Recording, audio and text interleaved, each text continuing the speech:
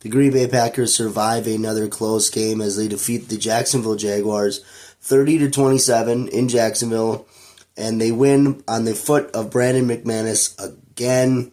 It was a wild game in Florida, so let's get started. We'll start with Jordan Love. He went 14 of 22, 196 yards and an interception. Again, Jordan throwing just dumb throws. He had one pick, and it was just a bad pick.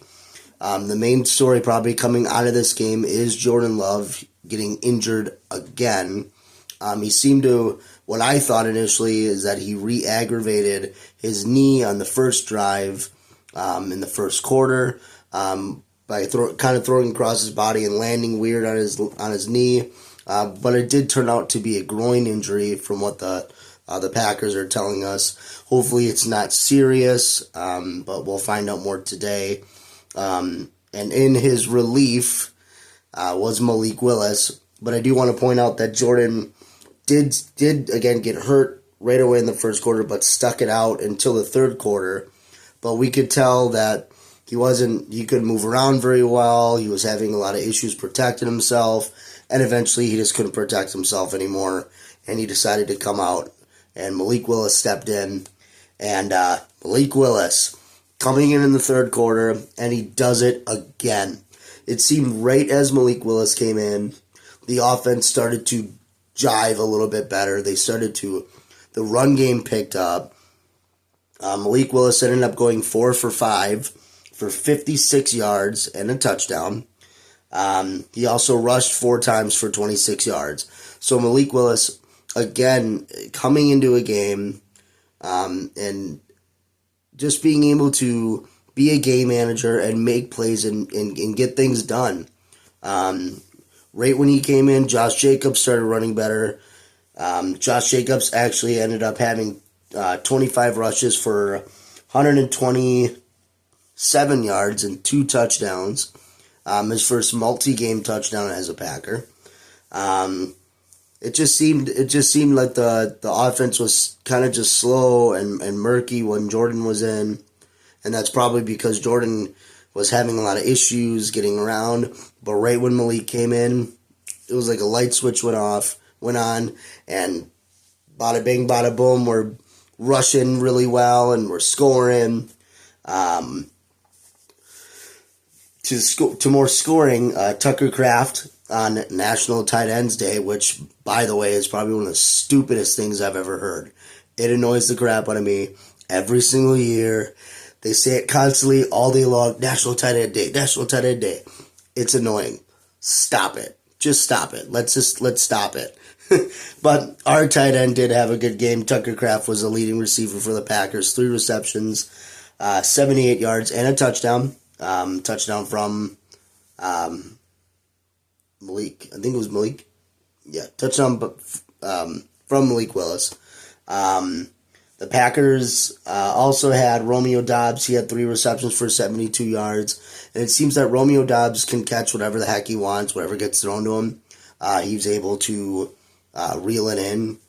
Another wide receiver I do want to point out didn't get a touchdown, but Jaden Reed had a huge, I think it was a 51-yard reception on that last drive as the Packers were driving to try to get into field goal range to win the game. And Malik Willis, I mean, this guy's got an arm on him. Just chucks it down there. Reed catches it and does the rest. Jaden Reed is, like I say, I think every single week, Jaden Reed is just a superstar. He just makes plays happen right when you need it, and it was a wonderful play. It was great. The offense did what it needed to do to win. Let's talk about the defense. The defense kind of struggled here and there. They started out very, very well, holding the Jaguars to multiple 3-and-outs as the game began. But then kind of getting into that soft prevent zone defense that I despise, because it keeps teams like the Jaguars in games where the Packers should be blowing them out. But it just doesn't make sense to me why we run soft prevent defense when we're only up 10 points. You're only up 10 points. It's not like you're up 35 with 2 minutes to go.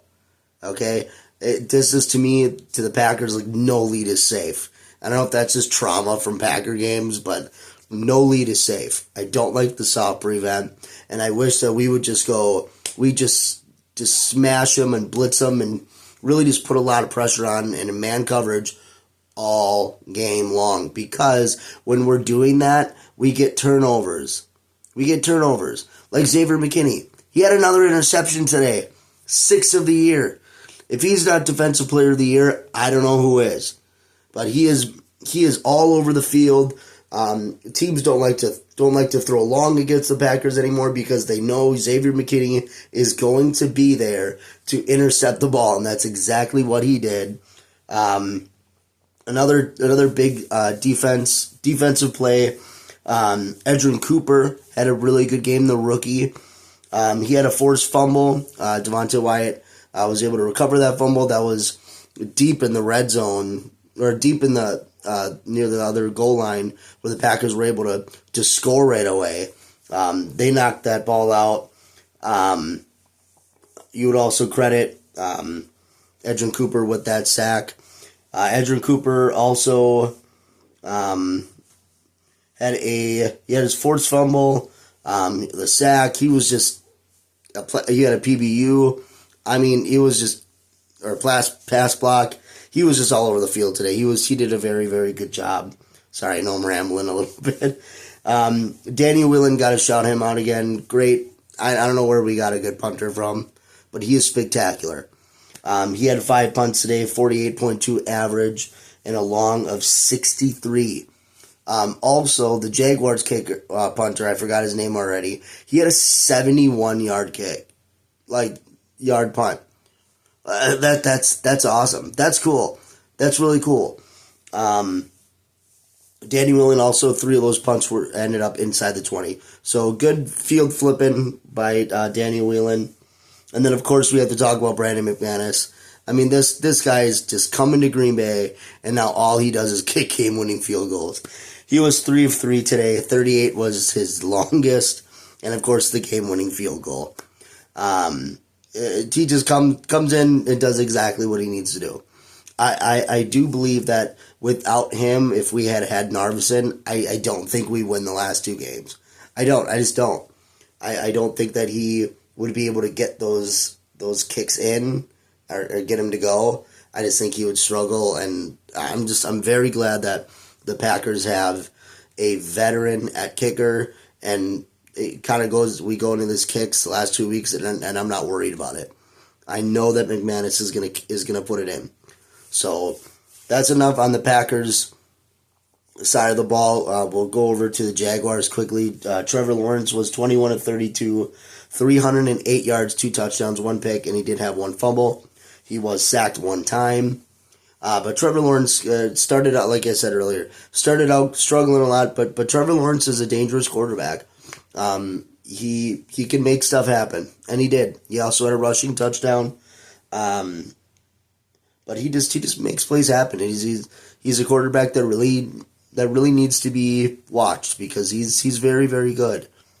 The Jaguars' leading rusher was Bigsby. He had 18 attempts for 78 yards. The Jaguars had 91 rush yards altogether. Packers did a good job for the most part, kind of holding that rush. I think the passing game is kind of more where they struggled today. But rushing, they did fairly well. Rushing defense did fairly well. Thomas Jr. was the Jaguars' leading receiver with 3 receptions, 60 yards, and a touchdown. And then Evan Ingram also had 4 receptions, 36 yards, and a touchdown. His touchdown was right near the end of the game when they were able to tie it up. And Evan Ingram jumped above 3 Packers and was able to corral the ball in. So the Jaguars, although they've struggled all year, their losses are less than are all single digits. They're all 1-possession games that come down to the wire. And I think that the Jaguars are a better team than what a lot of people think. And I don't really like the term trap game, but a lot of people were saying that this game would be a trap game for the Packers. I don't think any game comes easy for the Packers, but definitely the Jaguars are definitely a better team than I think what their record shows. And I think they proved that today, being able to go toe-to-toe up to the very end with the Packers, who are a very good team. So obviously going into next week, the Packers have a big divisional matchup between the Lions, who the Lions today absolutely torched the Titans. Jared Goff only threw for like 80-something yards, 3 touchdowns, and they just torched them, just smoked them.